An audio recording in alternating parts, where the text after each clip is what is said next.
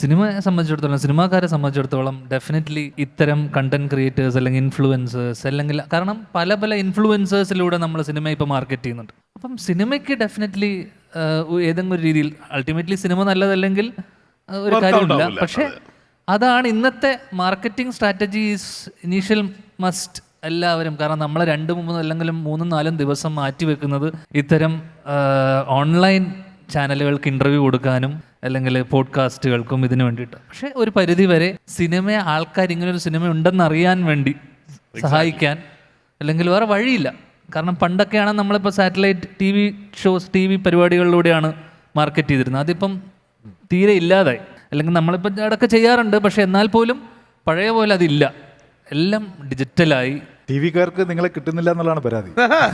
അല്ല അതിൽ തന്നെയുള്ള സിനി അടുത്തതിൻ്റെ അതിൻ്റെ ഒരു കോൺട്രഡിക്ടറി ആയിട്ടുള്ള വേറെ സാധനം വെച്ചാൽ അതിനെ ഫോളോ ചെയ്ത് വരുന്ന റിവ്യൂസ്. അതും ഇപ്പം നമ്മൾ നോക്കുമ്പോൾ വെരി ഫസ്റ്റ് ഡേ തന്നെ ഒരു ഷോ കഴിയുമ്പോഴേക്ക് ആ സിനിമ വളരെ സബ്ജക്റ്റീവായിട്ടുള്ളൊരു കാര്യമാണ്. ആ ഒരാൾക്ക് ഇഷ്ടപ്പെട്ടില്ലെങ്കിൽ ഇതേപോലൊരു കണ്ടന്റ് ക്രിയേറ്റർ വന്നിട്ട് അയാൾ പറയും വളരെയധികം, എന്ന് വെച്ചാൽ സ്പോയിലർ ഉൾപ്പെടെ, ഒരു സിനിമയുടെ സ്പോയിലർ ഉൾപ്പെടെ മാസിന്റെ ശരിക്കും പറഞ്ഞ അഭിപ്രായത്തെ സ്വാധീനിക്കാറില്ലേ അത് വളരെ? അതെ തീർച്ചയായിട്ടും. പക്ഷെ ചില ആൾക്കാർ അവരെ ബ്ലൈൻഡ് ആയിട്ട് വിശ്വസിച്ച് അല്ലെങ്കിൽ എപ്പോഴും നല്ലത് പറയുമ്പോഴല്ലോ നമ്മൾക്ക് പെട്ടെന്ന് നെഗറ്റിവിറ്റിനെയാണ് പെട്ടെന്ന് ക്യാച്ച് ചെയ്യുക.